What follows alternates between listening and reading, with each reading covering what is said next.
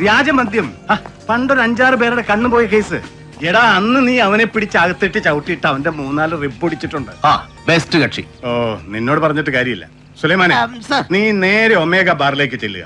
കൗണ്ടറിൽ സഹദേവന്റെ അളിയൻ മിസ്റ്റർ പുഷ്കരാശനെ കാണുക. എന്നിട്ട് തോമസ് ആന്നി സാർ SP പറഞ്ഞിട്ടാന്ന് പറയുക. അവൻ മിനിറ്റ് വെച്ച് ആളെ വിട്ട് വണ്ടി എടുപ്പിച്ച് പുതിയ ബാറ്ററിയും പിടിപ്പിച്ച് പറയണ സ്പോട്ടിൽ കൊണ്ട് ഇട്ട് വരും. നീ ചെല്ലേ, ഞാൻ വിളിച്ചു പറഞ്ഞോളാം. ഇനി വേറെ വല്ലതും വേണോടാ? ഫോഗ് ലാമ്പോ, ടയറോ, ഓയിൽ ചേഞ്ചോ? എനിക്കൊരു ബാറുകാരന്റെ ബാറ്ററി വേണ്ട, കോപ്പം വേണ്ട. സർക്കാർ വണ്ടിയാ, സർക്കാർ പണിച്ചോളൂ. സർക്കാർ പിന്നെ പുഴിങ്ങ ഇങ്ങ് തരും. എടാ നരി, ദേ നോക്ക്.